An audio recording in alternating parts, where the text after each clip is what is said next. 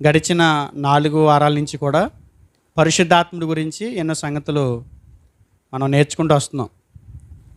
ఆలోచిస్తున్నారా? పరిశుద్ధాత్ముడి గురించి ఆయన చరిత్ర బైబిల్లో ఎన్నో అద్భుతమైన సంగతులు మనకి గ్రంథంలో కనబడుతున్నాయి.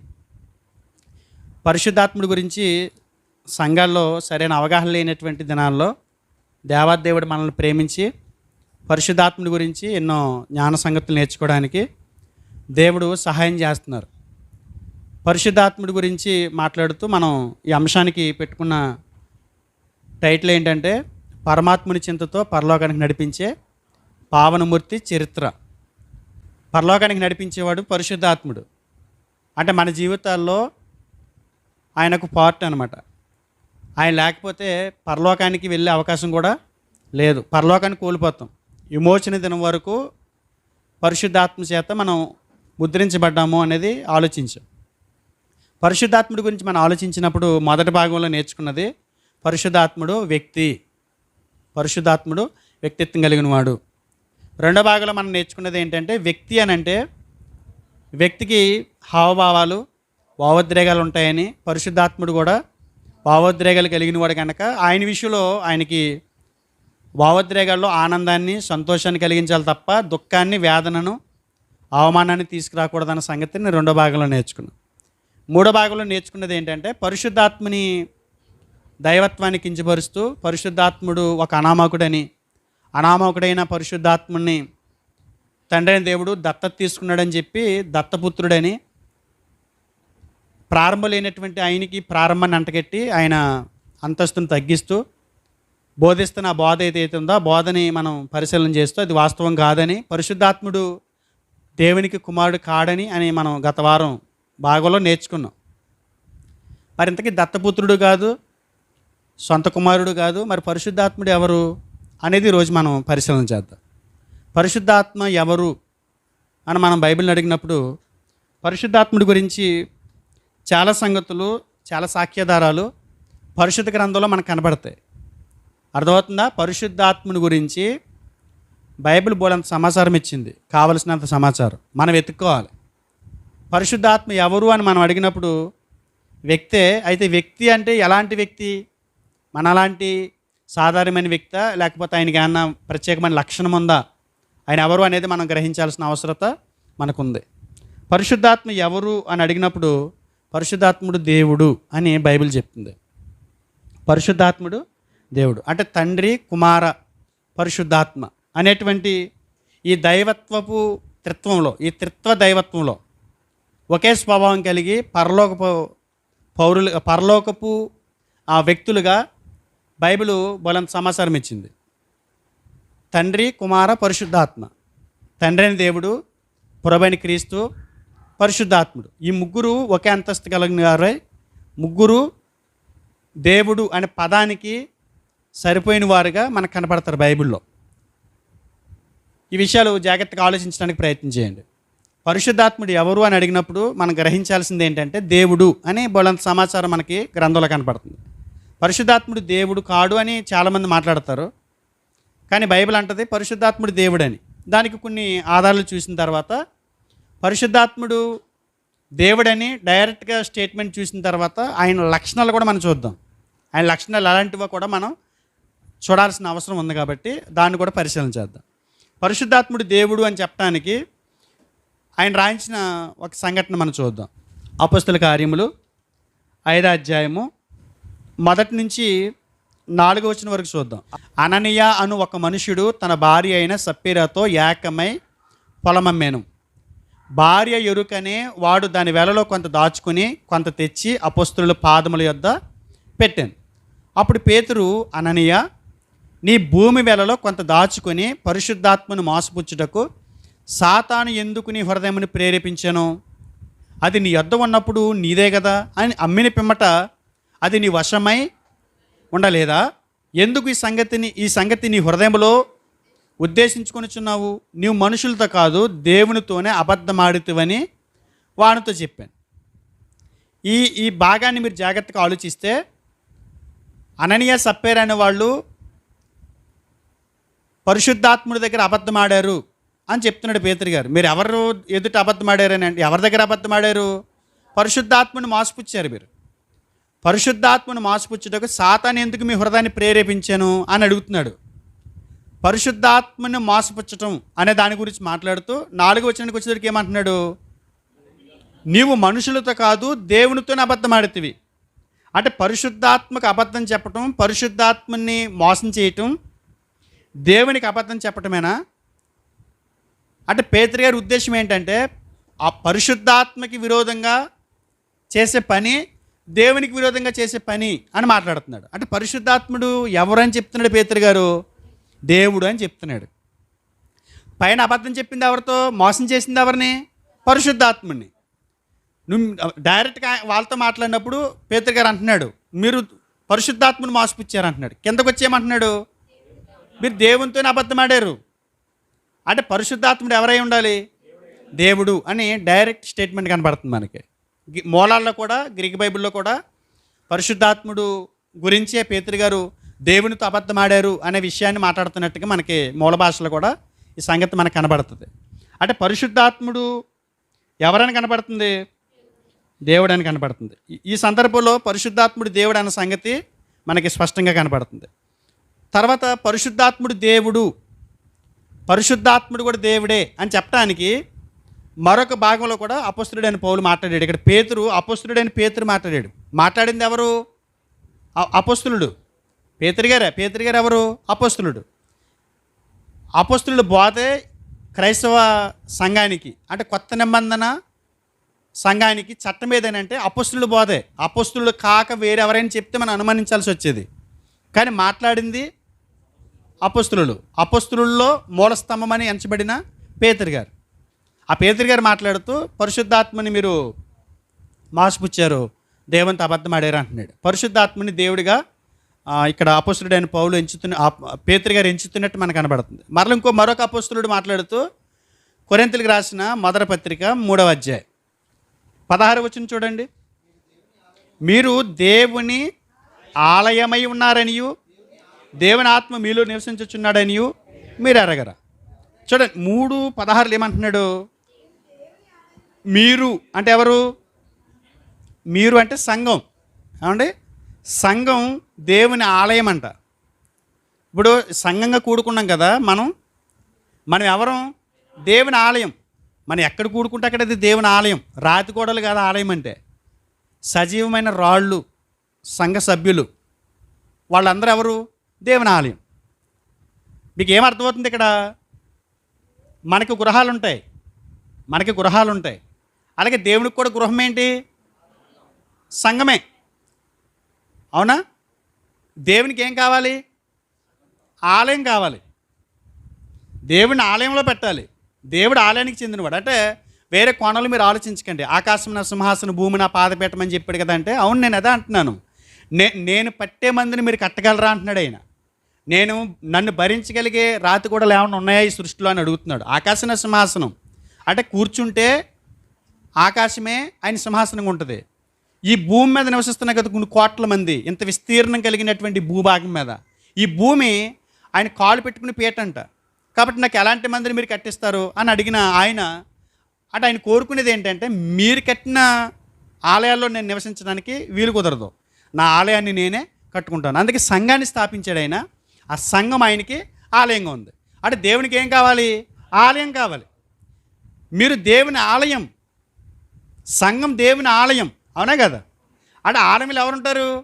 దేవుడే ఉంటాడు. ఆలయంలో ఎవరుంటారు? దేవుడు ఉంటాడు. మనం అందరం ఆలయం అయితే మన మధ్య ఉండేది దేవుడు. అందు గురించి మనం ఎవరం? దేవుని ఆలయం. ఎందుకు రేట్ చేస్తున్నాను మీరు ఒకసారి ఆలోచించండి. ఒకసారి 6వ అధ్యాయానికి రండి. 6వ అధ్యాయం 19వ వచనం. మీ దేహము దేవుని వలన మీకు అనుగ్రహింపబడి మీలోనున్న పరిశుద్ధాత్మకు ఆలయమై ఉన్నదని మీరు ఎరగరా. అంటే క్రైస్తవులు దేవుని ఆలయం అయితే పరిశుద్ధాత్ముడు ఎక్కడున్నాడంట? సంఘం మధ్యన ఉన్నాడంట. మీరు పరిశుద్ధాత్మక ఆలయం అంటే ఆలయం ఎవరికి కడతారు? మనుషులుగా, దేవునిగా? సినిమా యాక్టర్లు కూడా కట్టేస్తున్నారు బుద్ధి లేని మనుషులు. ఖుష్బుకి దేవుని ఆలయం కట్టేశారు. ఖుష్బుకి ఆలయం కట్టేసి అందులో ఆవిడ దేవతకు పెట్టి ఆరాధిస్తున్నారులే. జ్ఞానం లేని మనుషులు. ఎవరికి ఏం కట్టాలో కూడా తెలియదు. సినిమా యాక్టర్లకి ఆలయాలు కట్టేశారు, రాజకీయ నాయకులకి గుళ్ళు కట్టేశారు. ఆలయం ఎవరికి కట్టాలి? ఎవరు ఆలయంలో ఉండటానికి అర్హుడు? దేవుడు. మీరు దేవుని ఆలయం అయి ఉన్నారని మీకు తెలియదా? మీరు ఆలయం. మీరు ఎవరికి ఆలయం? పరిశుద్ధాత్మక ఆలయం. పరిశుద్ధాత్ముడు ఎవరు? మనం ఆలయం అయితే ఆలయం ఎవరికిది? పరిశుద్ధాత్ముడికి. పరిశుద్ధాత్ముడు ఎవరు? దేవుడు. పరిశుద్ధాత్ముడు దేవుడు కాకుండా ఆయనకి ఆలయం ఎందుకు? ఇక అర్థమవుతుందా? పరిశుద్ధాత్ముడు దేవుని కాకుంటే ఆయనకి ఆలయం ఎందుకు అంటున్నాను నేను. అంటే పరిశుద్ధాత్ముడు ఎవరు ఇప్పుడు? దేవుడు. క్రైస్తవులు దేవుని ఆలయం అయితే, ఆ ఆలయం దేవునికి ఆలయం అయితే, ఆ ఆలయంలో ఉన్నవాడు పరిశుద్ధాత్ముడు. పరిశుద్ధాత్ముడు అక్కడే ఉన్నాడు మన మధ్య. యేసుక్రీస్తు వారు కూడా ఉన్నాడు, ఆయన దేవుడే. దేవుడు ఉన్నాడు, ఆయన దేవుడే. అంటే పేరు, అంటే దేవుడు అనే పదం అనేసరికి మన ఆలోచన ఎలా ఉంటుందంటే ఆయన ఒక్కడే కదా అన్న టైప్లోకి వచ్చేద్ది మనకి. దేవుడు అనే పదం, ఒక విషయం చెప్తాను మీకు. 5 రూపాయల కాయిన్ ఉంటుందిగా, 5 రూపాయల కాయిన్, లేకపోతే ఒక రూపాయి కాయిన్ ఉంటుంది కదా, రూపాయి కాయిన్. మీరు ఎప్పుడైనా సరే చూడండి, పాత రూపాయి కాయిన్ పెద్దది ఉండేది. ఒక పక్కన ఒకటి బొమ్మ ఉండి వెనకాల ఒక బొమ్మ ఉంటుంది. ఏంటది? 3 సింహాల బొమ్మ ఉంటుంది. 3 తలకాయలు, 3 తలకాయలు సింహాలు ఉంటాయి. ఒక బాడీ ఉంటుంది. బాడీ ఒకటి, 3 తలకాయలు ఉంటాయి. అందులో ఒక తలకాయ తీసేసి 2 తలకాయలు పెట్టి ఇది రూపాయి కాయిన్ అని మీరు పట్టుకెళ్తే మారుతుందా? ఎన్ని తలకాయలు ఉండాలి? 3 తలకాయలు ఉంటేనే అది ఎంత? 1. అది 1 అవ్వాలంటే ఎన్ని తలకాయలు ఉండాలి? దేవుడు అనే పదం ఎప్పుడు ఫుల్ఫిల్ అవుతుందంటే ఈ ముగ్గురు ఉన్నప్పుడే. ఈ ముగ్గురు ఎవరిని ఎడగొట్టినా దేవుడు అనే పదం ఫుల్ఫిల్ అవ్వదు. దేవుడు అనే పదానికి వీరు ముగ్గురే న్యాయం చేయగలరు. వీరు ముగ్గురు ఉంటేనే దేవుడు అనే పదం సంపూర్ణమవుతుంది. వీరిలో ఎవరిని పక్కన పెట్టినా దేవుడు అనే పదాన్ని మనం కంప్లీట్ చేయలేం. అంటే త్రిత్వము బైబిల్ బోధిస్తుంది. త్రిత్వం అనే పదం బైబిల్లో మనకు కనపడకపోయినా ఆ పదం మనకి బైబిల్లో దానికి సంబంధించిన దానికి సంబంధించిన విషయాలు చాలా మనకు తారసపడుతుంటాయి బైబిల్లో. తండ్రి అయిన దేవుడు, ఆయనకి మనం నివాస స్థలంగా ఉంటాం. పరిశుద్ధాత్ముడికి మనం నివాస స్థలంగా ఉంటాం. యేసుక్రీస్తు వారికి కూడా మనం నివాస స్థలంగా ఉంటాం. ఆయన మన మధ్య నివసిస్తున్నాడు. అంటాడుగా, మీరు ప్రభువుని మీ హృదయంలో యేసుక్రీస్తు వారిని ప్రభుగా ప్రతిష్ఠించుకోండి అని. పరిశుద్ధాత్ముడికి మీరు ఆలయమై ఉన్నారు అన్నాడు. నేను మీ మధ్య నివసిస్తున్నాను, మీరు నా ప్రజలు అని దేవుడు స్వయంగా చెప్పారు. అంటే ముగ్గురు ఉంటారా అంటే ముగ్గురు అనే పదానికి నేను చెప్పాను ఇప్పుడు వరకు. అంటే దేవుని ఆలయం ఎవరికి? దేవునికి. పరిశుద్ధాత్ముడు మీలో ఉన్నాడంటే పరిశుద్ధాత్ముడు ఎవరై ఉండాలి? దేవుడై ఉండాలి. అర్థమవుతుంది అనుకుంటున్నాను. కష్టమవుతుందా? అంటే దేవుడే యేసుప్రభువు ఒక్కడే తెలుసండి మాకు, ఇంక ఎవరు తెలియదండి అనుకునే వాళ్ళు కూడా ఉన్నారు. సంఘాల్లో మొండి విశ్వాసంతో వాళ్ళు ఏదో విన్నారు, దానిలోనే కొనసాగుతున్నారు. కానీ బైబిల్ ఏం చెబుతుందంటే దైవత్రిత్వాన్ని గురించి బోధిస్తుంది. పరలోకపు వ్యక్తులు త్రిత్వం ముగ్గురు కలిగిన దేవుడు ఉన్నాడని బైబిల్ బోధిస్తుంది. కాబట్టి ఈ విషయంలో చాలా జాగ్రత్తగా మనం ఆలోచిస్తూ ముందుకు కొనసాగాలి. 2 విషయాలు చూసాం. పరిశుద్ధాత్ముడు ఎవరు అని అడిగినప్పుడు దేవుడు అని స్టేట్మెంట్ ఇచ్చిన సంగతులు 2 చూసాం దైవ గ్రంథంలో. చెప్పింది కూడా ఎవరు? 2 అపోస్తలులే, పేతురు గారు, పౌలు గారు. అర్థం చేసుకోలేకపోవటానికి ఏం లేదు ఇక్కడ, అర్థమైనట్టుగానే ఉంది, మర్మమేం లేదు. పని గ్రీక్ బైబిల్లోకి వెళ్తే అదే వేరే ఉందంటే గ్రీక్ బైబిల్లో కూడా ఇదే ఉంది. పరిశుద్ధాత్ముడు ఎవరు? దేవుడే. పరిశుద్ధాత్ముడు మనలో నివసిస్తున్నాడా? తర్వాత ఒక విషయం ఏంటంటే, ఇలా ముగ్గురు గురించి మాట్లాడుతున్నప్పుడు బైబిల్ ఏం చెప్పిందంటే సమాన అంతస్తు కలిగిన వారని చెప్పింది. సమాన అంతస్తు 1, 2, 3 కాదు. దైవత్వంలో ముగ్గురు సమాన స్థాయి కలిగినటువంటి వ్యక్తులు అని బైబిల్ చెప్పింది. ఈరోజు క్రైస్తవ సంఘాల్లో ఉన్న బోధ ఏంటంటే అంతస్తులు ఏర్పాటు చేశారు, డివైడ్ చేశారు. సంఘాల్లో చూడండి, కొంతమంది పెద్ద క్యాస్ట్ వాళ్ళని ఒక రకంగా, తర్వాత క్యాస్ట్ వాళ్ళు ఒక రకంగా, డబ్బు ఉన్న వాళ్ళు ఒక రకంగా, డబ్బు లేని వాళ్ళు ఒక రకంగా చూస్తారు సంఘాల్లో. అలాంటి కార్యక్రమం దైవత్వంలో కూడా వచ్చింది. అంటే పరిధులు ఏర్పాటు చేశారు. తండ్రి అయిన దేవుడు మెయిన్ హెడ్ అయిన తర్వాత యేసుక్రీస్తు వారు బుల్లిదేవుడు, పరిశుద్ధాత్ముడు బాగా చిన్న దేవుడు అనమాట. దేవుళ్ళు కూడా ఎలా ఉన్నారు ఇప్పుడు? పెద్దోడు, చిన్నోడు, బాగా చిన్నోడు. అంటే దేవుడిని కూడా కేటగిరీలోకి తీసుకొచ్చేసారు. కానీ బైబిల్ ఎక్కడ కూడా ఆయన సుపీరియర్ గాడ్, ఈయన తక్కువ, యేసుక్రీస్తు వారు ఆయనకంటే కొంచెం చిన్న దేవుడు, యేసుక్రీస్తు వారి కంటే పరిశుద్ధాత్ముడు మరింత కొంత చిన్న దేవుడు అని ఎక్కడ బైబిల్ స్టేట్మెంట్ ఇవ్వాల. బైబిల్ మనం చదువుతున్నప్పుడు ముగ్గురు కూడా సమానమైనటువంటి అంతస్తు కలిగినటువంటి దైవత్వం కలిగిన వారు అని బైబిల్ స్టేట్మెంట్ ఇచ్చినప్పుడు మనం దాన్ని ఎలా అంగీకరిస్తాం? ఒకసారి ఆలోచించేద్దాం. పరిశుద్ధాత్ముడు దేవుడే, యేసుక్రీస్తు వారు దేవుడేనా అన్నామనుకోండి, దేవుడే అంటారు. ఏ దేవుడు? అర్థమైందా? కొంతమంది ఏమంటారంటే యేసుక్రీస్తు వారు దేవుడేనా? నేను అడుగుతున్నాను, మిమ్మల్ని అడుగుతున్నాను, యేసుక్రీస్తు వారు దేవుడేనా? ఎలా దేవుడు అంటే? దేవుడు అనే పదానికి దేవుడు అని పెట్టేస్తాం, బాగానే ఉంది. ఎలాంటి దేవుడు? ఎలాంటి దేవుడు అన్నామనుకోండి, యేసుక్రీస్తు వారు దేవుడా కాదని వాదించారనుకోండి, ఎవరైనా ఇస్లాం మతానికి సంబంధించిన షఫీ ఉన్నాడు కదా, యేసుక్రీస్తు దేవుడు కాదు అని వాదించినప్పుడల్లా యేసుక్రీస్తు వారు దేవుడని వాదించారు. ఇలా బాగానే ఉంది అంతవరకు. అక్కడ దేవుడని నిరూపించి వచ్చేస్తారు. వచ్చేసిన తర్వాత మళ్ళీ సంఘాల్లోకి వచ్చిన తర్వాత మళ్ళీ వీళ్ళ మధ్య గలిబీలు ఏంటంటే యేసుక్రీస్తు వారు దేవుడే, కానీ యేసుక్రీస్తు వారిని ఆ దేవుడు దేవుడిగా పెట్టాడు, అందుకు దేవుడని. అర్థం అవ్వలేదా? మోషే ఎవరు? మనిషా దేవుడా? దేవుడు అని కూడా ఉంది. ఒకసారి చూడండి, నిర్గమకాండం 7వ అధ్యాయం 1వ వచనం చూడండి. కాగా యెహోవా మోషేతో ఇట్లనెను, ఇదిగో నిన్ను ఫరోకు దేవునిగా నియమించితిని, నీ అన్న అహరోను నీకు ప్రవక్త. నువ్వు దేవుడివైతే నీకు ప్రవక్త ఎవరు? అహరోను, నీ అన్న. మోషే ఎవరు ఇప్పుడు? దేవుడు. మోషే దేవుడు కాదా అంటున్నారు మళ్ళీ. మోషే ఎవరంట? దేవుడు అంట. మోషేని దేవుడిగా పెట్టింది ఎవరు? దేవుడు. అలా యేసుక్రీస్తు వారు కూడా దేవుడు అని చెప్తున్నారు. మోషే దేవుడే, ఎందుకని? తండ్రి అని దేవుడు, ఆయన దేవుడిగా పెట్టాడు కాబట్టి దేవుడే అనుకుందాం. అలాంటి దేవుడే యేసుక్రీస్తు వారు అనుకుందాం. అంటే యేసుక్రీస్తు వారి క్యాపబిలిటీ ఎక్కడికి వచ్చింది? యేసుక్రీస్తు వారి అంతస్తు ఎక్కడికి తీసుకొచ్చారు? మోషేతో సమానుడు, మోషేతో సమానుడైన దేవుడు అన్నట్టుగా కనపడుతుంది అక్కడ వాదనలో. వాళ్ళ వాదనలో మోషే సృష్టిని చేయగలడా అని అడుగుతున్నాను, మోషే జీవాన్ని ఇవ్వగలడా అని అడుగుతున్నాను, మోషే చనిపోయిన వాళ్ళని బ్రతికించగలడా అని అడుగుతున్నాను, మోషే ఒక నీటి బుడగని గాల్లో లేపి నిలబెట్టగలడా, ఒక మట్టి ముద్దని ఒక భూమిలో తిప్పగలడా మోషే? మరి మోషే దేవుడని చెప్పిన దానికి యేసుక్రీస్తు వారి దైవత్వానికి ఎలా లింకప్ అవుతుంది? వాళ్ళు చెప్పేది ఏంటంటే దేవుడే కానీ చిన్న దేవుడు. అంటే దైవత్వంలో ముగ్గురు వ్యక్తులు ఉన్నారని బైబిల్ చెప్పినప్పుడు ఆ ముగ్గురు ఎలాంటి స్థాయి కలిగి ఉండాలి? దేవుడు అనే పదానికి దేవుణ్ణి దేవుడిగా చేసే కొన్ని పదాలు ఉంటాయి, అది దేవుడికే అప్లై అవుతుంది. దేవుణ్ణి దేవుడిగా చేసే కొన్ని లక్షణాలు ఉంటాయి, అది దేవునికే సరిపోతాయి. అలాంటి లక్షణాలు లేని వ్యక్తిని దేవుడు అని అన్నామనుకోండి, మనం ఏమవుతాం? అప్పుడు చెప్పాలి, అజ్ఞానులం అవుతాం.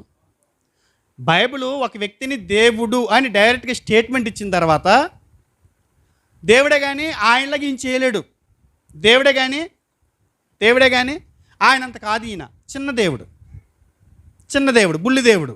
ఏంటి ఈ ట్యాగ్లు ఏంటి? నాకేమో అర్థం కాదు. పైగా దానికి ట్యాగ్ ఏంటంటే మహాజ్ఞానులు అని పెట్టుకుంటారు. మేము మహాజ్ఞానాన్ని బోధిస్తున్నామంటారు. నేను అడుగుతున్నాను, ఇప్పుడు పరిశుద్ధాత్ముడు దేవుడే, యేసుక్రీస్తు వారు దేవుడే, పరలోకంలో ఉన్న సృష్టికర్త అయిన వాడు దేవుడే. మనకి దైవత్వంలో ముగ్గురు వ్యక్తులు కనపడుతున్నారు. ఇలా అంతస్తు ఏంటో చూద్దాం. చూసిన తర్వాత తండ్రి అయిన దేవుడు లాంటి దైవత్వమే యేసుక్రీస్తు వారికి పరిశుద్ధాత్ముడికి ఉందా అన్న సంగతి కూడా మనం ఆలోచించాలి. ఒకసారి బైబిల్లో స్టేట్మెంట్ ఇస్తూ మాట్లాడిన కొన్ని సందర్భాలు. బైబిల్లో ఆశీర్వాద సూత్రం ఒకటి ఉంటుంది. ఏ సూత్రం? ఆశీర్వాద సూత్రం. ఆశీర్వాద సూత్రం అంటే ఏంటి? మనకు ప్రార్థన అయిపోయిన తర్వాత వెళ్ళిపోయే ముందు ఏమిస్తాడు సేవకుడు? ఏమని ఇస్తాడు? తండ్రి అయిన దేవుని ప్రేమ, ప్రభువైన యేసుక్రీస్తు వారికి కృప, పరిశుద్ధాత్మ అన్యోన్య సహవాసం ఎల్లప్పుడూ మీకు తోడై ఉండను గాక. ఎవరు తోడై ఉండను గాక? ముగ్గురు ఎందుకు తోడు? మనకి దేవుడు ఉంటే చాలుగా. ఇక అర్థం అవ్వలేదా? మళ్ళీ పరిశుద్ధాత్ముడు తోడు అంటే ఏంటి? ఆయన ఎవరైతే మనకు ఆయన తోడు అవసరం మనకి. ఒకసారి చూద్దాం. అక్కడ ఆశీర్వాద సూత్రం అని ఒకటి ఉంది. అది చూసిన తర్వాత వీళ్ళ అంతస్తు ఏంటి మనం ఆలోచించేద్దాం. పాత నిబంధనలో ఆశీర్వాద సూత్రం ఒకటి నేర్పించాడు ఇజ్రాయేలీలకి. సంఖ్యాకాండం 6వ అధ్యాయం 22వ వచనం నుండి 26 వరకు చూద్దాం.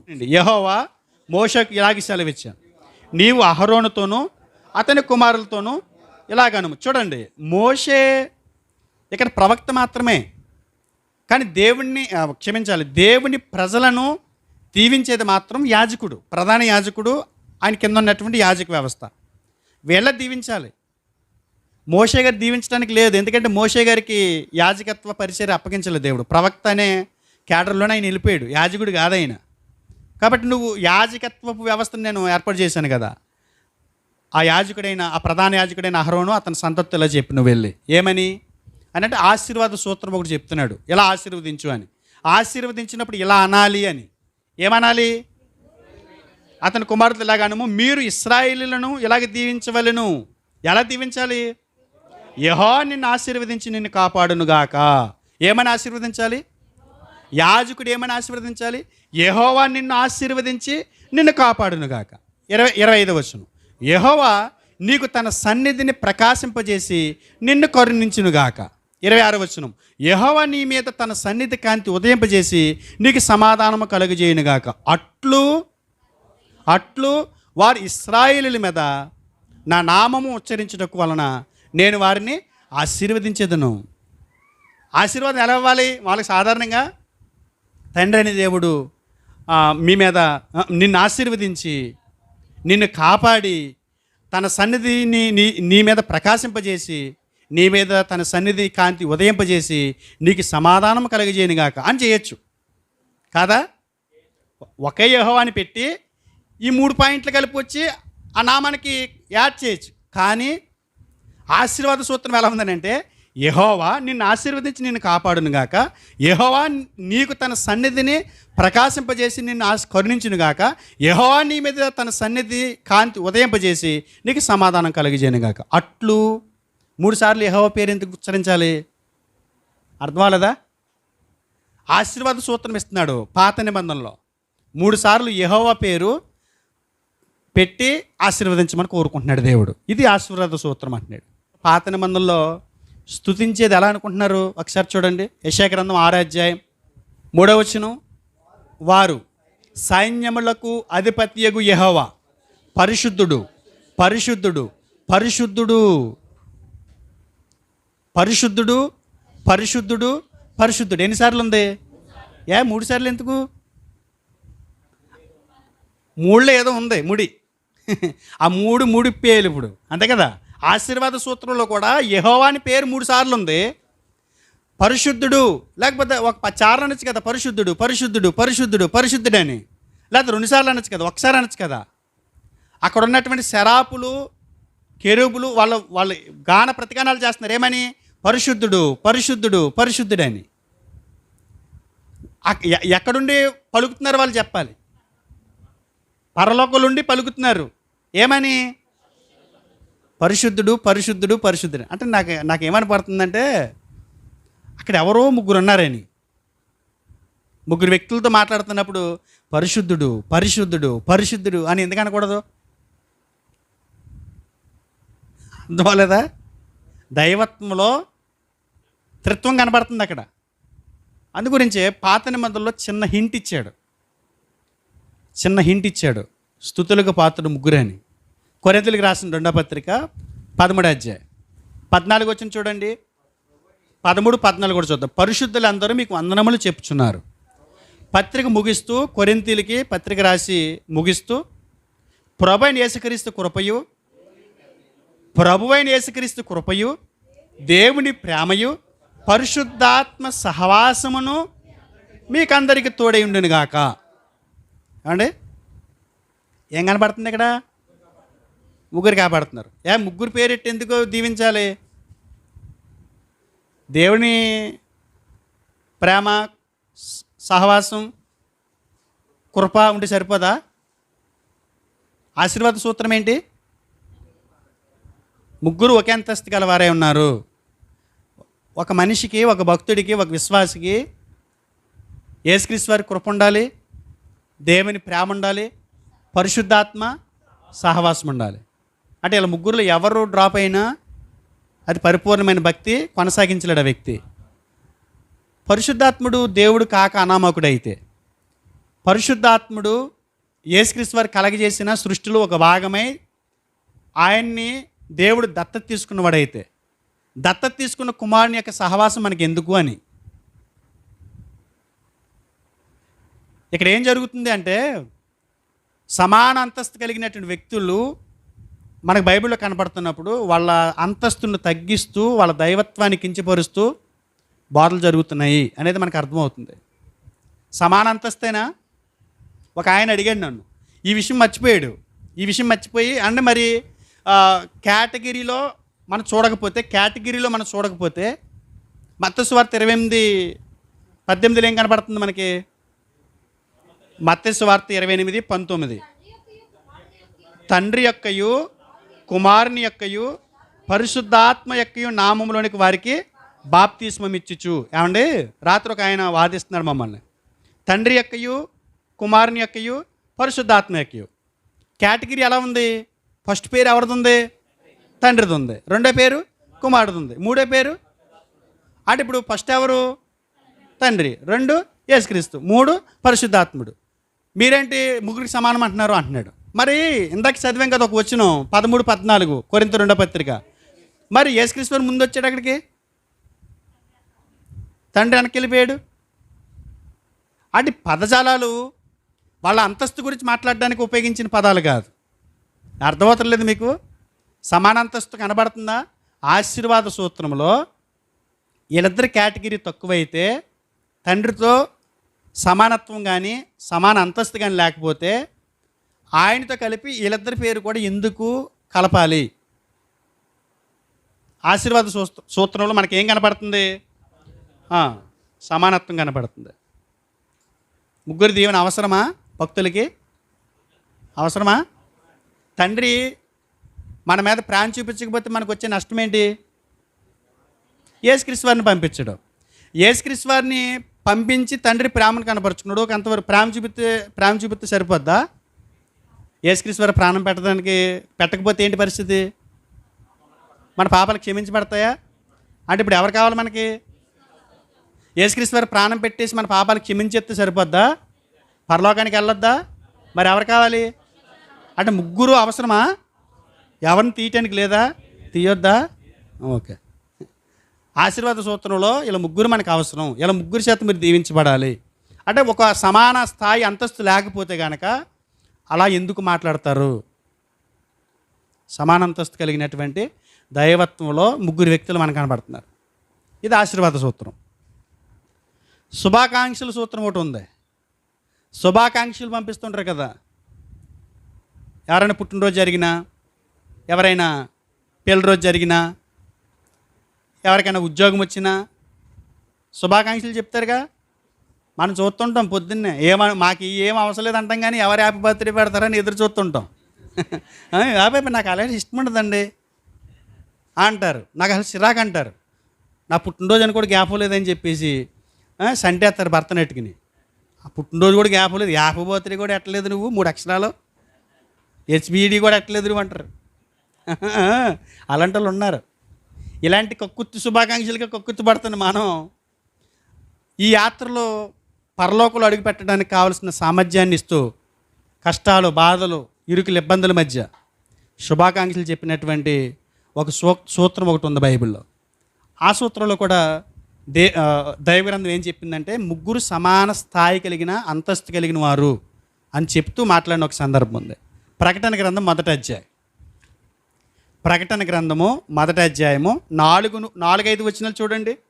యోహాను ఆసియాలో ఉన్న 7 సంఘములకు శుభమని చెప్పి రాయినది. వర్తమాన భూత భవిష్యత్ కాలములలో ఉన్నవాని నుండి, ఆయన సింహాసనమున ఎదుటనున్న 7 ఆత్మల నుండి, నమ్మకమైన సాక్షియు, మృతుల్లో ఆది సంబుద్ధుడికి లేచిన వాడును, భూపతులకు అధిపతి అయిన యేసుక్రీస్తు నుండి కృపా సమాధానములు మీకు కలుగునుగాక.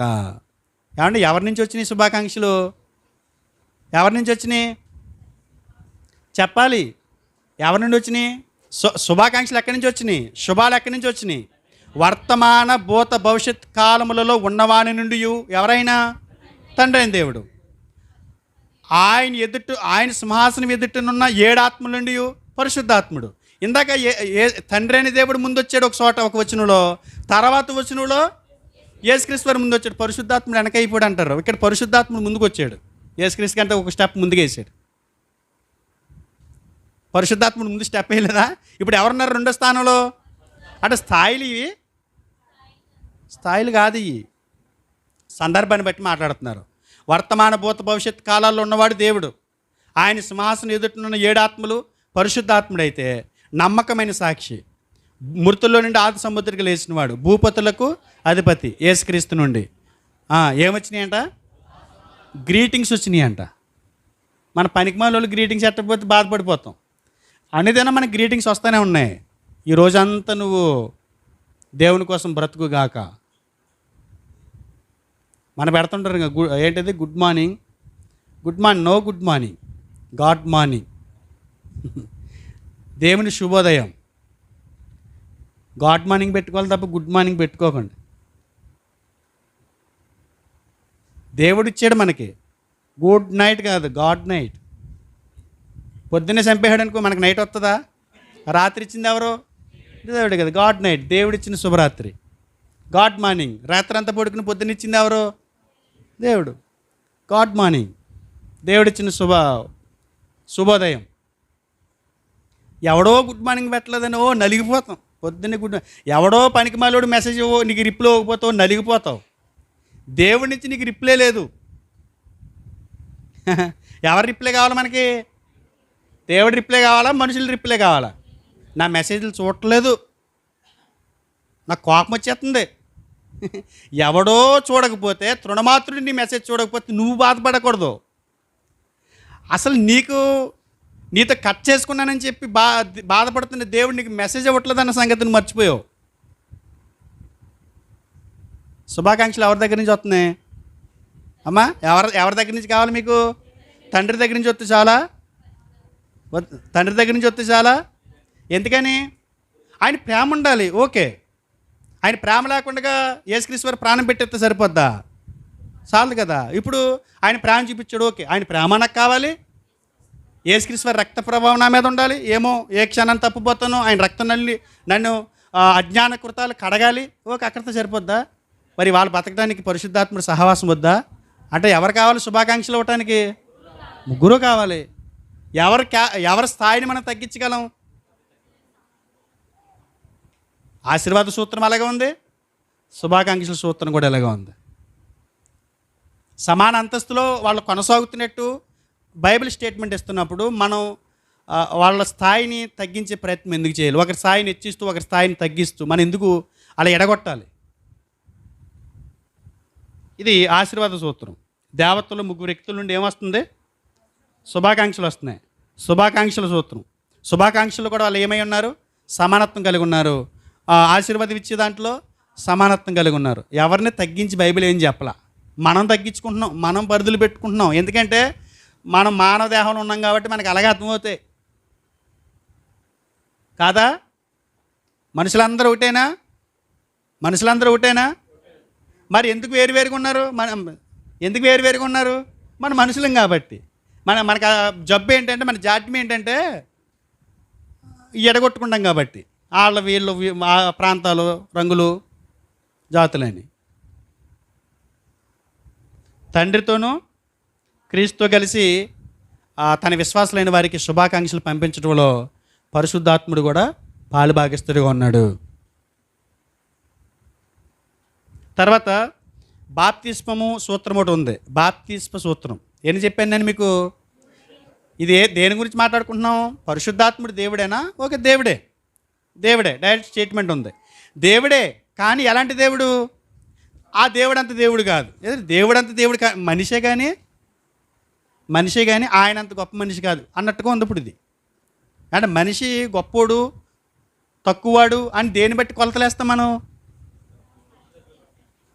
మనం దేని బట్టి వేస్తాం? ఉన్న డబ్బుని బట్టి, ఆస్తులను బట్టి, పదవులను బట్టి వేస్తాం. కానీ దేవుడిగా ఏం కనపడవు, అందరూ సమానమే కనపడతారు ఆయనకి కదా.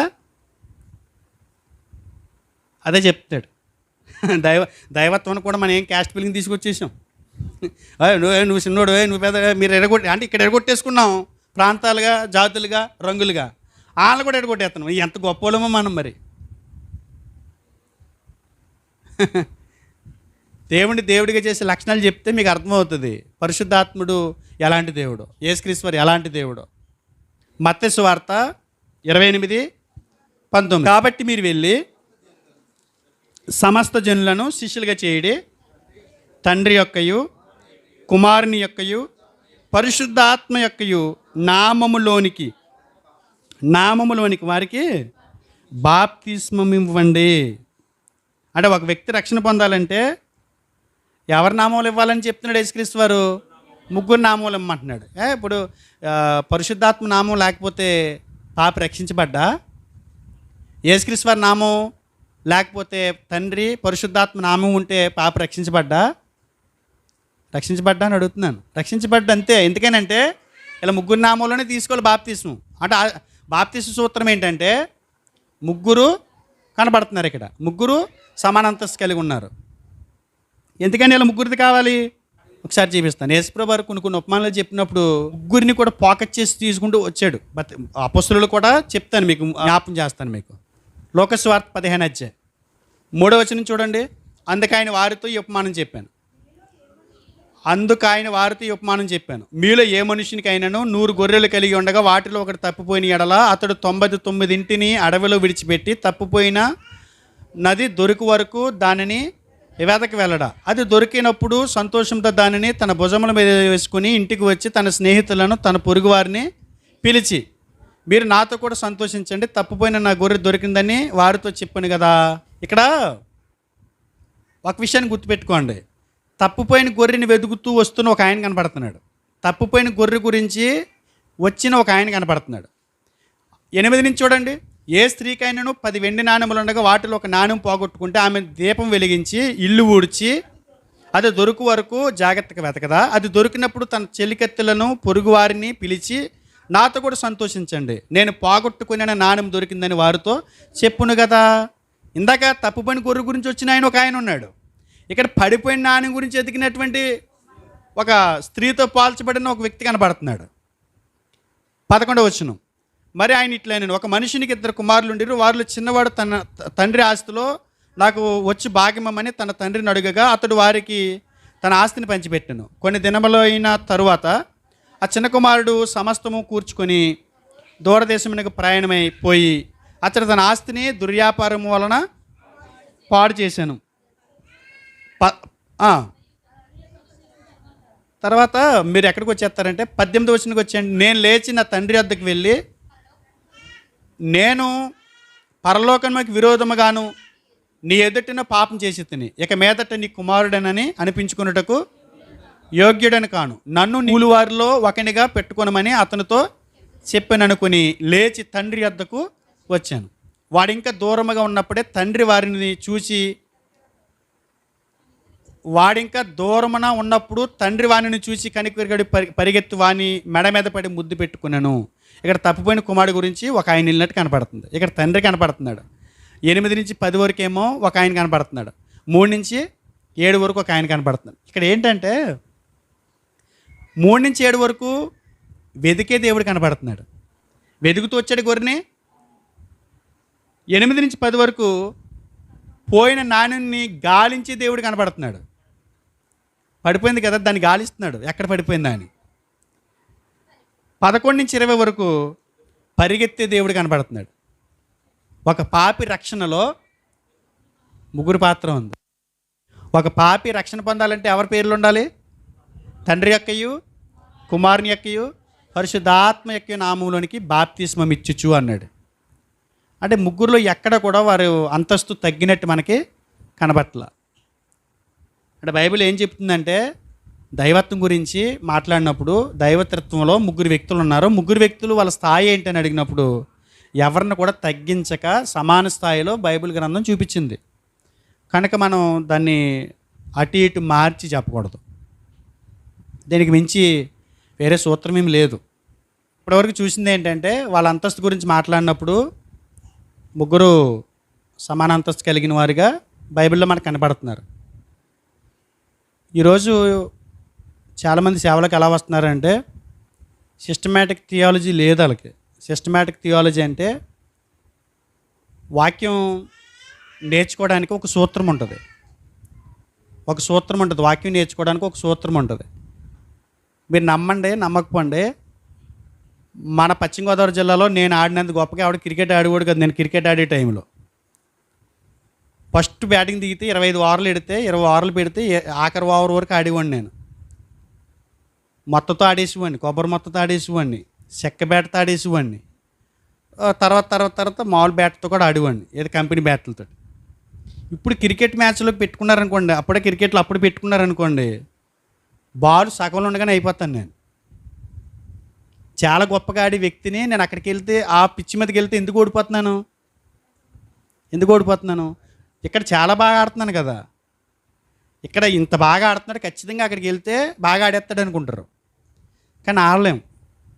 కారణం ఏంటంటే ఒక గేమ్ ఆడడానికి ఒక ప్రాక్టీస్ ఉంటుంది, ప్రతిదానికి ఒక ప్రాక్టీస్ ఉంటుంది.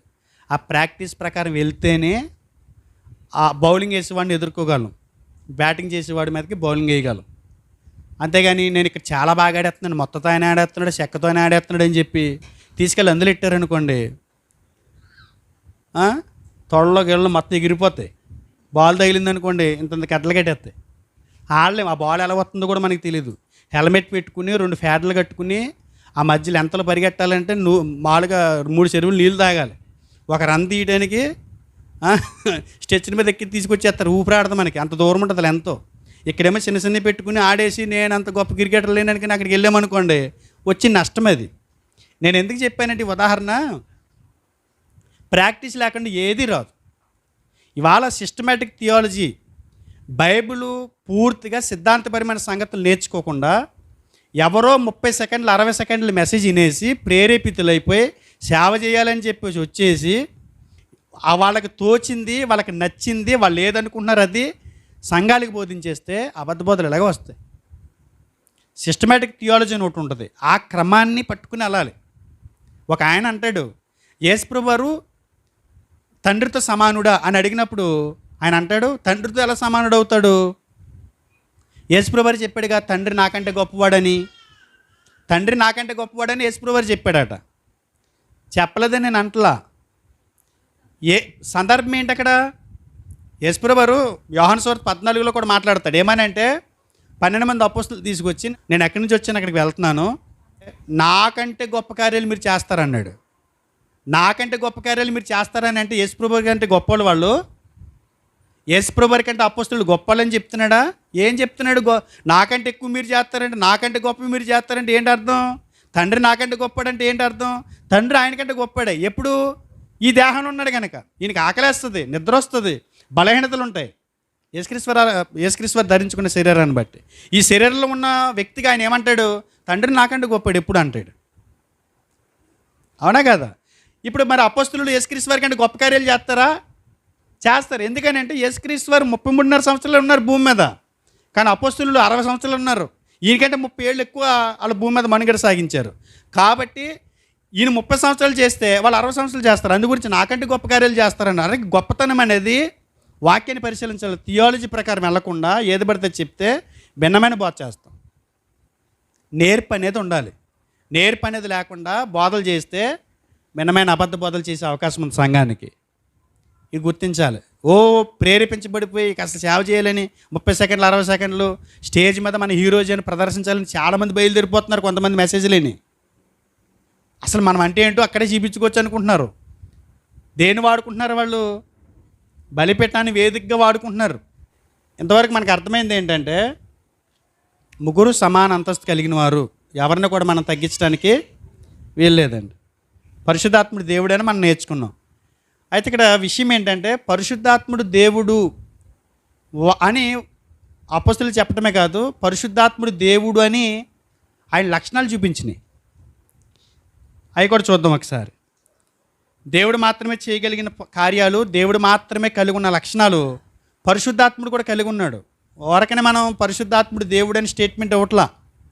ఏమని చెప్తున్నామనంటే దేవుణ్ణి దేవుడిగా చేయగలిగే కొన్ని లక్షణాలు ఉంటాయి. ఉండవా? దేవుణ్ణి దేవుడిగా చేయగలిగే లక్షణాలు ఉంటాయి. దేవుడు అంటే ఇలా కాసేపు కూర్చుని కళ్ళు మూసుకుని ఇళ్ళ అని కాసేపు నోట్లోంచి ఏది తీసుకొస్తుంది దేవుడు కాదు. ఏంటి? దేవుడు అంటే కళ్ళు మూసుకుని కాసేపు ఇళ్ళల్లో ఊగి ఇళ్ళల్లా అని దాని పైకి రప్పించి గొంతులోంచి బడక్కని తీసేలా పెడితే అది దైవ లక్షణం కాదు. దేవుడు అలాంటి ట్రిక్లు ఎప్పుడు చేయలే. దేవుడిని దేవుడిగా చేసే లక్షణమేం కాదు అది. అది దైవ లక్షణమే కాదు. కుండలోంచి బూడిదలు తీయటం దైవ లక్షణం కాదు. దైవ లక్షణం అంటే అది కాదు. దైవ లక్షణాలు ఏంటి? చాలామందికి రేపు ఏం జరుగుతుందో చెప్పడం దైవ లక్షణం కొంతమందికి. అది దైవ లక్షణం కాదు. అది కొంతమంది గెస్ చేసి చెప్పేస్తారు.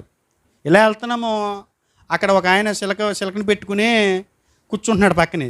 అక్కడ చదువుకున్న వాళ్ళందరూ 4-5 కూర్చుంటున్నారు, లేడీస్ జెంట్స్ కూడా. ఇదేంటారు నాయన, నీ జాతకం అని చెప్పగలిగితే మరి ఆడ జాతకం తీసుకుని చూసుకుని అక్కడ ఎందుకు కూర్చోవడం పెట్టెట్టుకుని?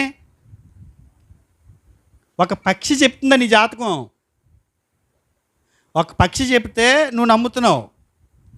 మరి ఆ శిలకని పంపించి తీయించి వాడికి తెలియాలిగా ఏమని. అక్కడ శిలకలు పెట్టుకుని నువ్వు ఇచ్చే 5 రూపాయలకి 10 రూపాయలకి అవి తీయించుకునే అవి వచ్చిన డబ్బులు అతను బతకటం ఏంటి? అర్థం అవట్లేదా? అవి దైవ లక్షణాలు కాదు. చాలామంది మనుషులు దేవుడిగా చేసే ప్రయత్నం చేశారు. అవి దైవ లక్షణాలు. దేవుడు అని చెప్పడానికి, దేవుళ్ళు అని చెప్పడానికి అవి దైవ లక్షణాలు కాదు. అవి దేవుడిని దేవుడిగా చేసే కొన్ని లక్షణాలు ఉన్నాయి. అలాంటి లక్షణాలు పరిశుద్ధాత్ముడు కలిగి ఉన్నాడు. బైబిల్ చెప్తుంది ఆ మాట. ఈ భూమి మీద జీవులు ఉన్నాయి. ఆ జీవులు ప్రతి జీవి కూడా ఒక వ్యక్తిత్వం కలిగి ఉంటుంది. జంతువుల వ్యక్తిత్వం వేరు, మనుషుల వ్యక్తిత్వం వేరు. ఉదాహరణకి కుక్కే ఉంది. కుక్క మనిషికైనా విశ్వాసం ఉండదామని కుక్కకు ఉంటుంది. అవునా? ఉంటుందా? 2 రోజులు అన్నం పెట్టండి, రోడ్డంటే వెళ్ళి కుక్కని తీసుకొచ్చి అక్కడే ఉండిపోద్ది. అది చూసి మనం అనుకుంటాము, అబ్బా మనిషి అంటామా, దాని ఇంట్లో చేర్చుకుంటాం అనం కదా. అది అంతలా ఉన్నా, ఇప్పుడు మా చిన్నాన్న ఇంట్లో టోనీ కుక్క పిల్ల పెరుగుతుంది. అది పాస్టమ్ గారు వెళ్ళేదాడికి అసలు దొల్లు తిరిగేస్తుంది అన్నమాట, రౌండ్లు వేసేద్ది వచ్చిందని. అంత ఇష్టం అనమాట పాస్టమ్ గారు అంటే. మొన్న బాగా జుట్టు పెరిగిపోయి మొత్తం అట్లట్లు కట్టేసి స్కిన్ పట్టేసింది ఇలా మొత్తం. అది చాలా ప్రమాదంలో ఉందని వెళ్ళి కటింగ్ ఎత్తకి తీసుకెళ్ళాం పాస్టమ్ గారిని. అలా 2 సార్లు పట్టేసుకుని చెయ్య. దాని తత్వం ఏంటి? నా పరిస్థితి బాగాలేదు, నా క్షేమం కోరి నాకు కటింగ్ వేస్తున్నారు అనుకుంటలేదు. అది ఎందుకనంటే దాని తత్వం ఏంటంటే దానికి తెలీదు. అది జీవి. ఒక ఆయన స్నానం చేస్తున్నాడంట. స్నానం చేస్తుంటే ఇద్దరు ఆ స్నానం చేసేదాడికి సరిగ్గా తేలు వచ్చిందంట. తేలు వచ్చి ఇలా వేసేదాడికి ఇక్కడ భుజం మీద ఉండేదాడికి తేలు ఉండేదాడికి పక్కన తేలు అన్నాడంట. తేలు అనేదాడికి ఇలా ఇసిరేదాడికి అలా పడిపోతే అది ఇలా నీటిలోని ఆ నదిలో ఇలా కొట్టుకెళ్తుంటే ఆయన ఏం చేశాడంటే పాపం అని చెప్పి చచ్చిపోద్దని ఇలా లేపి దాన్ని కాపాడదామని తీసి గొట్ట మీద వద్దామని లోపల కాటేసింది. అలా వదిలేసేదాడికి పక్కోడు ఎందుకంటే మీకు అదే పోద్ది కదా ఎందుకు పెట్టారు చేయని. మళ్ళీ సర్లే అని మళ్ళీ ఏం చేశాడంటే ఇలా లేపి మళ్ళీ గొట్ట మీద వేద్దామని మళ్ళీ కాటేసింది. ఏమంటే మీకు ఏమన్నా బుర్ర పాడైంది ఏంటి, అది కరుతుంది కదా కుడుతుంది కదా ఎందుకు దాంతో మీకు అని అంటే ఆయన అన్నాడంట, దానికి తెలియదు కదా, మనలాగే విజ్ఞత లేదు కదా, దానికి చచ్చిపోయే ప్రమాదంలో ఉంది. కానీ దాని లక్షణం ఏంటంటే, దాని తత్వం ఏంటంటే దాని జోలికొత్తి కుడుతుంది. మనం దానికి ఆన్ చేస్తామని అనుకోదు. మన లక్షణం ఏంటంటే అది కుట్టినా మనం కాపాడాలి. అది మన లక్షణం. అది మానవ తత్వం. జంతుతత్వం ఏంటి? కుడుతుంది, అది దాన్ని రక్షించాలని. అందుగురించే మనుషులు ఒక్కొక్కసారి క్షేమంగా మాట్లాడుతున్నప్పుడు వాళ్ళకు బుద్ధి రావాలని, వాళ్ళ జీవితాలు బాగోవాలని, వాళ్ళ కుటుంబాలు కట్టుకోవాలని మనం హెచ్చరిస్తున్నప్పుడు, గద్దిస్తున్నప్పుడు మన మీద కోపం మెచ్చుకుంటారు. చూసారా? అలాంటి వాళ్ళు ఏమన్నాడు తెలుసా? గద్దింపుని అసహించుకునేవాడు పశుప్రాయుడు అన్నాడు. గద్దింపు మంచిదా చెడుదా? జంతువుకి టోనీ అనే కుక్క పిల్లకి పాస్టమ్ గారు కటింగ్ వేయటం వల్ల మంచిదా చెడా?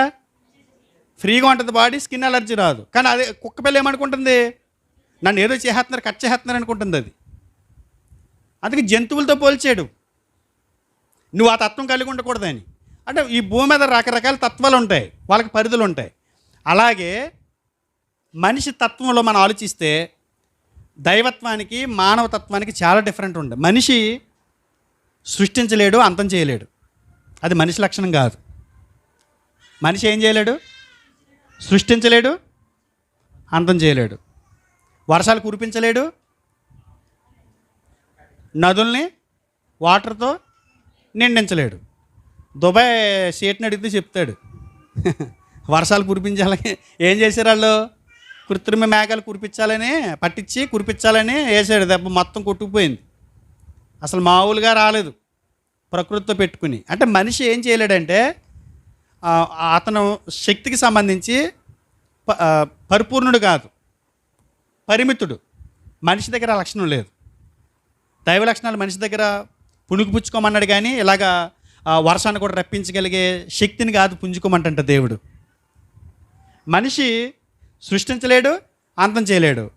మనిషి తత్వం అది కాదు. మనిషికి ఆది అంతం అనేవి ఉన్నాయి. ఆది అంతం లేనివాడు మనిషి కాడు. మనిషి తత్వం అది కాదు కదా. మనిషి ఇంకేం చేయలేడు.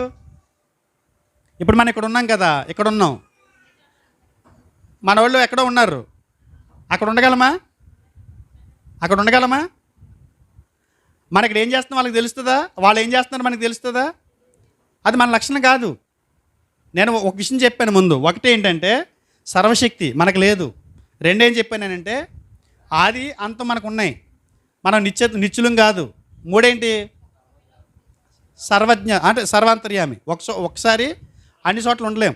అది మన లక్షణం కాదు. అది కాదా? మీరేమనుకుంటున్నారో నాకు తెలీదు, నేనేమనుకుంటున్నానో మీకు తెలీదు. అంటే సర్వజ్ఞత మనకు లేదు. మనిషి లక్షణాల్లో ఇవేవి కూడా దైవత్వానికి సంబంధించినవి తప్ప మనిషికి ఆపాదించే లక్షణాలు కాదు. జంతువులకు ఉన్నాయి ఒక తత్వం, మనిషికి ఒక తత్వం ఉంది. అలాగే దేవుడికి కూడా ఏముంది? ఒక తత్వం ఉంది. దేవుడిని దేవుడిగా చేసే కొన్ని లక్షణాలు ఉన్నాయి. అలాంటి లక్షణాలు కలిగిన వ్యక్తిని దేవుడు అని స్టేట్మెంట్ ఇవ్వాలి. లేదనుకుంటే దేవుడు కాదంతే. అర్థం అవ్వలేదా? మనిషి దేవుడు అవుతాడా? అవలేడుగా. దేవుడు మనిషి అవ్వచ్చా? అవ్వగలడు. అది ఆయన చేయగలడు అది కదా. కాబట్టి దైవ లక్షణాలు, పరిశుద్ధాత్ముడి దేవుడు అంటానికి కొన్ని దైవ లక్షణాలు చూపిస్తాను, ఓపికగా వినండి. పరిశుద్ధాత్ముడు దైవ లక్షణాలు కలిగి ఉన్నాడు. దేవుడు అని చెప్పడానికి ఇంకంతకంటే మించిన లక్షణాలు ఏమీ మనమేమి ఆపాదించాల్సిన అవసరం లేదు. మనుషులైతే దేవుళ్ళు కాలేరు. చూద్దాం పరిశుద్ధాత్ముడికి ఆయన లక్షణాలు చూద్దాం. దేవుని దేవుడిగా చేసే లక్షణాలు చాలా ఉన్నాయి. ఒక 4 లక్షణాలు చెప్తాను. ఒకటి ఏంటంటే ఇర్మీయా గ్రంథం 23 అధ్యాయము 24 వచనం. నేను సమీపమును నుండు దేవుడని మాత్రమేనా, దూరమును నుండి దేవుడను కానా? మళ్ళీ చదువుతున్నాను చూడండి. నేను సమీపమును నుండు దేవుడని మాత్రమేనా, దూరమున నుండి దేవుడను కానా? యెహోవా సెలవిచ్చిన మాట ఏమనగా, నాకు కనబడకుండా రహస్య స్థలములలో దాగగలవాడు ఎవడైనా కలడా? నేను భూమి ఆకాశములందంతట ఉన్నవాడను కానా? ఇదే యెహోవా వాక్కు. ఇక్కడ దేవుడికి ఉన్న ఒక లక్షణం చెప్తున్నాడు. ఏంటనంటే ఆయన సర్వస్థలాలలో ఉండువాడు, సర్వవ్యాపకుడు, సర్వవ్యాప్తి. అంటే ఇంకొక రకంగా చెప్పాలంటే సర్వాంతర్యామి అని గుణమైంది. దేవుడు ఇక్కడ ఉన్నాడా? మరి ఆ పక్క సంఘంలో, మరి ఇక్కడ రోడ్డు మీద, అమెరికాలో, అంటే సర్వాంతర్యామి అంటే లక్షణం ఏంటి? సర్వస్థలాల్లో ఆయన ఉంటాడు. ఇది దేవుని లక్షణం. మన ఇంటికాడ ఉండగా ఇప్పుడు మీరు ఇక్కడ ఉన్నారు కదా, మీ ఇంటికాడ ఉన్నారా? మీరు లేరు కదా. మీరు అక్కడ ఉండలేరు. అక్కడ ఏం జరుగుతుంది మీకు తెలీదు. ఇది ఎవరి లక్షణం? ఉండలేనిది మనిషి లక్షణం, ఉండగలిగేది దేవుని లక్షణం. దానికి పేరే సర్వాంతర్యామి. దేవుడి దగ్గర ఉన్న ఒక లక్షణం ఏంటంటే ఒకే సమయంలో అన్ని చోట్ల ఉండగలడు. మనం ఇప్పుడు ఇక్కడ ఉంటే రేపు అక్కడ ఉంటాం. కానీ దేవుడు ఇప్పుడు ఒకే సమయంలో అమెరికాలో ఉండగలడు, కెన్యాలో ఉండగలడు, పాకిస్తాన్లో ఉండగలడు, అమెరికాలో ఉండగలడు, ఇండియాలో ఉండగలడు. అన్ని చోట్ల ఆయన ఉండగలడు. ఈ లక్షణం మనుషులకు కానీ దేవదూతలు కానీ లేదు. దేవదూతలు కూడా ఇప్పుడు దేవదూతలు ఇక్కడ మనకి సంబంధించి మనిషికి వచ్చి ఇద్దరు చొప్పున దేవదూతలు ఇక్కడ ఉన్నారనుకోండి, ఇదే దేవదూతలు వేరే వర్గ దేవదూతలు వేరొక దేవదూతలు అక్కడ ఉంటారు, వేరే చోట ఉండగలరు తప్ప ఇదే దేవదూతలు మరొక చోట ఉండరు. దేవదూతలు కూడా సర్వాంతర్యాములు కాదు, వర్గాలు అంతే. ఇక్కడ ఉండగలిగితే ఈ సమయంలో ఈ దేవదూతలు మరొక చోట ఉండలేరు. జరగని పని అది. ఈ లక్షణం వాళ్ళది కాదు, మనుషులది కాదు. ఈ లక్షణం ఎవరిదనంటే దేవునిది. ఏంటి లక్షణం? ఒకే సమయంలో అన్ని చోట్ల ఉండగలిగే లక్షణం దేవునిది. దేవునికి ఉన్న లక్షణం నేను అన్నాను కదా ఇందాక, ఇలా అని నోట్లోంచి ఏదో ఒకటి తీసి దేవుని అని చెప్పుకునే వాళ్ళు అన్ని చోట్ల ఒకే సమయంలో ఉండగలరా? అసలు వెనకాల ఏం జరుగుతుందో తెలియదు. ఇక్కడ తీసి కూర్చుంటాడు కదా, వెనకాల మనిషిని పంపితే అక్కడ వెనకాల ఏం జరుగుతుందో తెలీదు. ఇది తీసే ప్రయత్నంలో ఉంటాడు అంతే. అసలు ఒబ్బడిగా ఎదుటి వాళ్ళకి అనుమానం రాకుండా తీయాలి కదా, ఈ టెన్షన్లో ఉంటాడు ఆయన. వెనకాల ఏం జరుగుతుందో తెలియదు ఆయనకి. ఎవరైనా అంతే. సేమ్ ఇదే లక్షణం పరిశుద్ధాత్ముడికి ఉన్నట్టుగా బైబిల్ చెప్పింది. కీర్తన 139 7వ వచనం నుంచి 10వ వచనం వరకు చూడండి. నీ ఆత్మ యొద్ద నుండి నేను ఎక్కడికి పోవుదును? ఎవరు? నీ ఆత్మ యొద్ద నుండి నేను ఎక్కడికి పోవుదును? నీ సన్నిధి నుండి నేను ఎక్కడికి పారిపోదును? అంటే నీ సన్నిధి నుండి నేను ఎక్కడికి పారిపోతాను అంటే ఇప్పుడు ఇది మనం అనుకుంటాం, ఈ సన్నిధి ఇది అనుకుంటాం, మనం ఇక్కడ ఉన్నాం కాబట్టి. ఇక్కడి నుంచి నేను కిందకి వెళ్ళిపోయాను అనుకుంటాం, కానీ దేవుని సన్నిధి లోకమంతా ఉంది. అలాగే పరిశుద్ధాత్ముడి సన్నిధి కూడా లోకమంతా ఉంది. నువ్వు ఎక్కడికి పారిపోయినా ఎక్కడ పారిపోతావు? మీకు అర్థం అవ్వలేదా? ఇక్కడ ఎలా ఉందండి, గణేష్ కొడుకుతో ఆడుకుంటున్నాడు దొంగ పోలీస్ ఆట. ఈ 4 వాళ్ళమయ్యాన్ని ఆడ వెళ్ళిపోయి దాక్కున్నాడు. ఎక్కడ దాక్కున్నాడు? గదిలోనే ఎక్కడ కుర్చీ పక్కన దాక్కున్నాడు. అనుకున్నాడు ఎక్కడో దాక్కున్నానని, కానీ ఎక్కడున్నాడు? గదిలోనే ఉన్నాడు. సేమ్ అంతే. దేవుడికి తెలియకుండా దాక్కునేది చేస్తున్నాం అనుకుంటున్నాం, కానీ ఎక్కడ చేస్తున్నాం? ఆయన ఎదుర్కొనే. పరిశుద్ధాత్మ లక్షణం కూడా అదే. పరిశుద్ధాత్ముడు కూడా అన్ని స్థలాల్లో అన్ని సమయాల్లో ఉండగలడు. అదిగా అంటాడు దావీదు కీర్తనగారుడు. ఏమని? నీ ఆత్మ యొద్ద నుండి నేను ఎక్కడికి పారిపోతాను? నీ సన్నిధి నుండి నేను ఎక్కడికి పారిపోతాను? నేను ఆకాశంకి ఎక్కినా నువ్వు అక్కడ ఉన్నావు, నేను పాతాళ మందు పండుకున్నా నువ్వు అక్కడ ఉన్నావు, నేను సముద్ర దిగంతాల కిందకి రెక్కలు కట్టుకుని వెళ్ళిపోయినా అక్కడ ఉన్నావు. 11వ వచనం, అంధకారం నన్ను మరుగు చేసినా అక్కడ ఉంటావు నువ్వు. అర్థమైందండి? అంధకారంలోకి వెళ్ళినా అక్కడ ఉంటావు. అది ఇది ఎవరి లక్షణం? ఇది దేవునికి మాత్రమే సాధ్యమయ్యే లక్షణం పరిశుద్ధాత్ముడు కూడా కలిగి ఉన్నాడు. పరిశుద్ధాత్ముడు ఎవరు? దేవుడు. అదే ఎవరు? సర్వాంతర్యామి. దేవుడు ఇక్కడ ఉండగలడు, ఇదే సమయంలో వేరే చోట ఉండగలడు. పరిశుద్ధాత్ముడు ఇప్పుడు ఇక్కడ ఉన్నాడా? ఉన్నాడు. అమెరికాలో ఉన్నాడా? సాలిం గారు ఊపట్లేదు తలకాయ, ఊపితే అన్నట్టు, ఊహపోతే అన్నట్టు. అన్ని చోట్ల ఉన్నాడు. అన్ని చోట్ల పరిశుద్ధాత్ముడు ఉన్నాడు. అన్ని చోట్ల దేవుడు ఉన్నాడు. అన్ని చోట్ల యేసుక్రీస్తు ఉన్నాడు. లేడా? ఆయన గురించి కూడా ఒకసారి చూద్దాం. చూడండి, యోహాను సువార్త 1వ అధ్యాయం 47 నుంచి 49 వరకు చూడండి. యోహాను సువార్త 1వ అధ్యాయము 47 నుంచి 49. యేసు నతనయేలు తన యొద్దకు వచ్చుడు చూచి, యేసుక్రీస్తు వారు ఎవరిని చూశాడు? నతనయేలు తన యొద్దకు వచ్చుడు చూచి, ఇదిగో ఇతను నిజంగా ఇజ్రాయేలీయుడు, ఇతని యందు ఏ కపటము లేదని అతని గురించి చెప్పాను. ఇతనిలో ఏ కపటం లేదు, ఇతడు ఇశ్రాయేలీయుడు అని నతనయేలు గురించి ఇంతకు మునుపు వెనక ముందు పరిచయం లేనటువంటి ఒక వ్యక్తి గురించి యేసుప్రభువు వారు మాట్లాడాడు. వీళ్ళిద్దరికి పరిచయం లేదు. 48వ వచనం, నన్ను నీవు ఎలాగూ ఎరుగుతువని నతనయేలు ఆయనను అడుగగా, యేసు పిలుపు నిన్ను పిలవక మునిపే నీవు ఆ అంజూరపు చెట్టు క్రింద ఉన్నప్పుడే నిన్ను చూచి తిని. ఎలా చూశాడండి? యేసుక్రీస్తు వారి పిలుపుతోనే కాదు, నతనయేలుతో కూడా ఉన్నాడు. పిలుపు గారి దగ్గరే కాదు, ఎక్కడున్నాడు? నతనయేలు దగ్గర ఉన్నాడు. అర్థమవట్లేదు మీకు?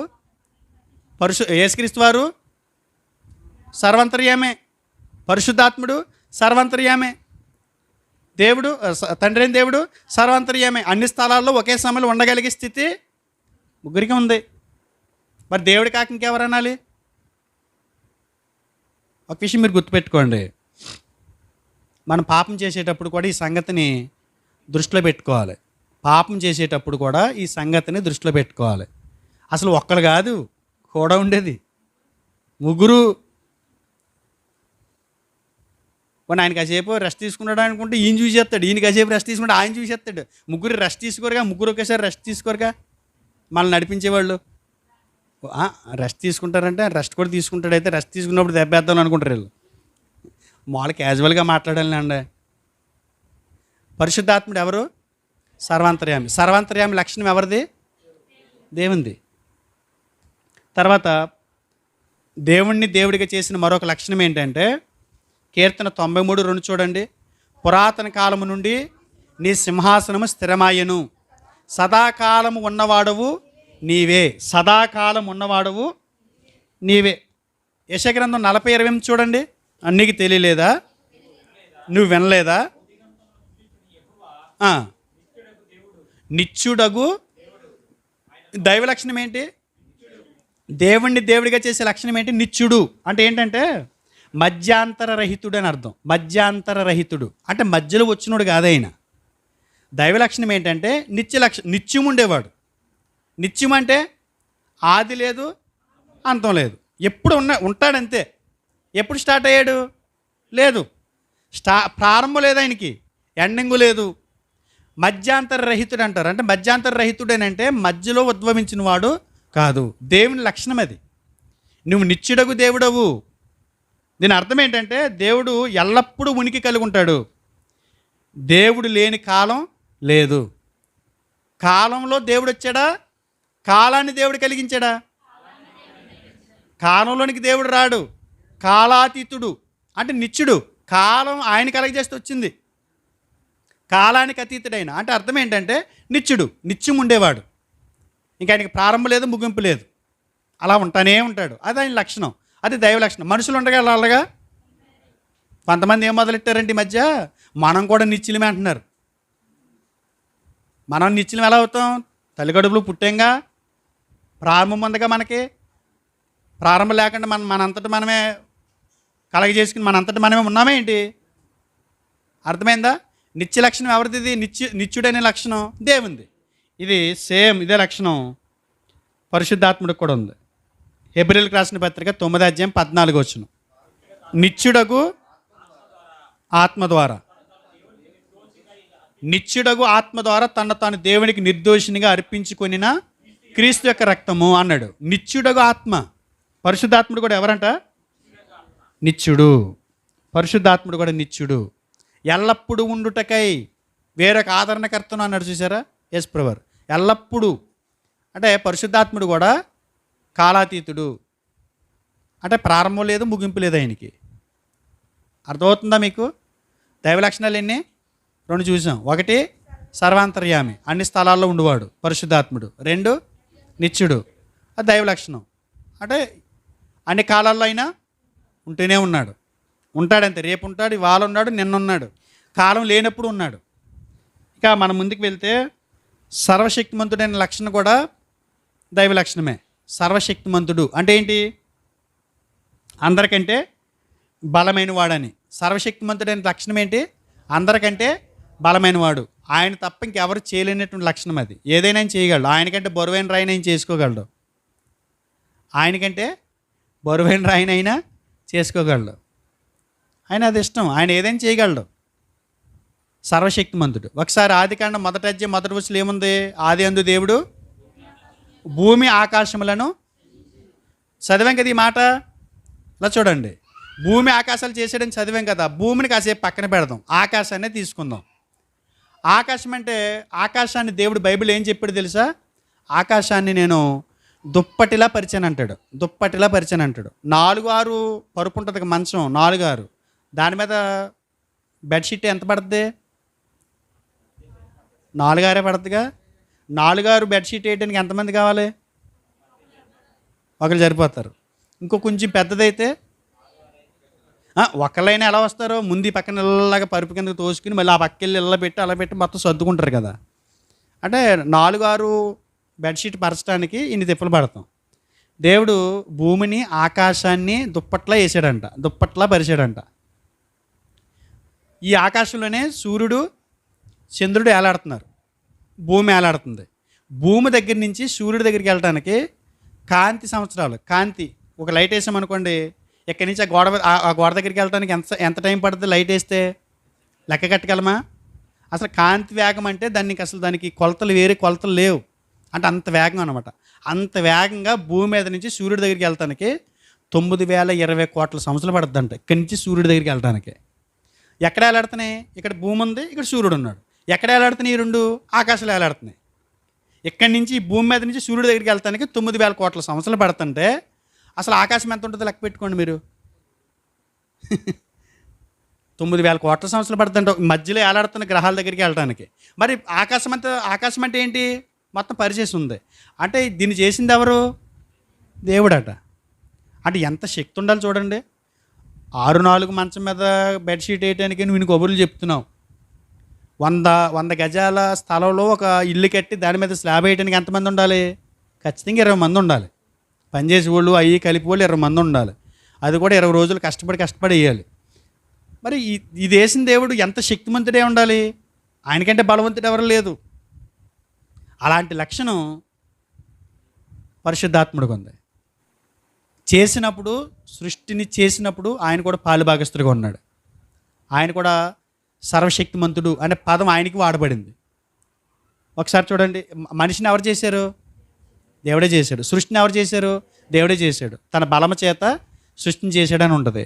ఎక్కడ? ఇరిమీయా గ్రంథం 32:17 చూడండి. సూర్యుడా, మహాదేవ, నీ అధిక బలము చేత చాచిన బాహువు చేత భూమి ఆకాశములను సృజించితివి, నీకు అసాధ్యమైనది ఏది లేదు. ఇది ఎవరు చేశారు? దేవుడు చేశాడని ఉంది. మరలా ఆదికాండం 2వ వచనానికి వచ్చేటప్పటికి జలముల పైన దేవుని ఆత్మ అల్లాడుచుండేనని ఉంది. అంటే సృష్టిని చేసినప్పుడు ఈయన ఉన్నాడు. ఇక మనకి కీర్తన 33:6లో పరిశుద్ధాత్ముడు సృష్టిని చేసినప్పుడు ఉన్నాడని మనకు అక్కడ కనబడుతుంది. ఆయన నోటి ఊపిరి వీటిని కలగజేసినని ఉంటుంది. యోబు గారు కూడా అంటాడు, నీవు నోటి ఊపిరి చేత నీ ఆత్మ చేత నన్ను కలగజేసావని. అంటే మనిషిని చేసినప్పుడు దేవుడు ఉన్నాడు, మనిషిని చేసినప్పుడు పరిశుద్ధాత్ముడు ఉన్నాడు. నీ ఆత్మ నన్ను సృజించని అంటాడు యోబు గారు. నరుని నేలమట్టుతో దేవుడు నిర్మించాడని మనకు ఆదికాండం 2 కనబడుతుంది. అంటే సృష్టిని చేసిన దేవుడే. అది ఆ సృష్టిలో చేసినప్పుడు పరిశుద్ధాత్ముడు కూడా పాలుభాగస్తుడిగా ఉన్నాడు. కాబట్టి పరిశుద్ధాత్ముడికి ఉన్న లక్షణం ఏంటంటే ఆయన కూడా సర్వశక్తిమంతుడే. ఎందుకంటే యేసుక్రీస్తు వారిని మరీ గర్భంలో చేసింది కూడా ఆయనే. మనకు కొత్త జన్మ ఇచ్చింది కూడా పరిశుద్ధాత్ముడే. ఆయనే సృష్టికర్తగా కనబడుతున్నాడు, సర్వశక్తిమంతుడిగా కనబడుతున్నాడు. ఇలాంటి లక్షణాలన్నీ కూడా ఎవరికి ఉన్నాయి? దేవునికి ఉన్నాయి. ఆ లక్షణాలు ఎవరు కలిగి ఉన్నారు? పరిశుద్ధాత్ముడు కలిగి ఉన్నాడు. సర్వజ్ఞుడు, సర్వజ్ఞత అనే లక్షణం కూడా. సర్వజ్ఞత అంటే ఎవరిలో ఏముందో, ఎవరు ఆలోచిస్తున్నారో అన్ని పరిశుద్ధాత్ముడికి తెలుసు, అలాగే దేవుడికి తెలుసు. దేవుని సంగతులు దేవుని ఆత్మకే తెలుసు అన్నాడు. ఒక మనిషి సంగతి ఇప్పుడు నా సంగతులు నాకే తెలుసు, నా సంగతులు మీకు తెలీదు. మనుషులమైనా కూడా నాలో ఏమనుకుంటున్నాను మీకు తెలియదు, మీరేమనుకుంటున్నారు నాకు తెలియదు, మీలో ఏమనుకుంటున్నారు. అలాగే దేవుడు కూడా ఆయన ఏమనుకుంటున్నాడో ఎవరికి తెలీదు. కానీ ఎవరికి తెలుసు అంట? కొరింథీ మొదటి పత్రిక 2:10 కనబడుతుంది. దేవుని సంగతులు దేవుని ఆత్మకి తెలుసు అంట. ఎందుకని? ఆయన కూడా దేవుడు కనుక. దేవుని సంగతులు దేవుడికి తెలుస్తాయి, అవునా కదా? ఇది సర్వజ్ఞత. అర్థమవుతుందా? పరిశుద్ధాత్ముడు ఎవరు? దేవుడు. ఆయన దైవత్వంలో ఎవరితో సమాన స్థాయి ఉంది? ప్రభువైన క్రీస్తుతోటి, తండ్రి అయిన దేవుడితో కూడా సమాన అంతస్తు కలిగిన వాడు. కాబట్టి ఈ సంగతులు ఆలోచించండి. పరిశుద్ధాత్మని మనం తక్కువ అంచనేసి చాలామంది ఏం మాట్లాడుతున్నారని అంటే ఆయన దైవత్వాన్ని కించపరుస్తూ, ఆయనకి ఆరంభాన్ని అంటగడుతూ, ఆయన కూడా కలగజేయబడినవాడని, ఆయన కూడా సృష్టిలో ఒక భాగమని, ఆయన కూడా మనలాంటి నిత్యుడని చెప్తూ రకరకాల బోధలు చేస్తున్నారు. ఈ సమయంలో ఈ సంగతులు గ్రహించాలని ప్రేమపూర్వకంగా మనం చేస్తూ ఈ మాటలు ముగిస్తున్నాను. చిన్న ప్రార్థన చేసుకుంటాం.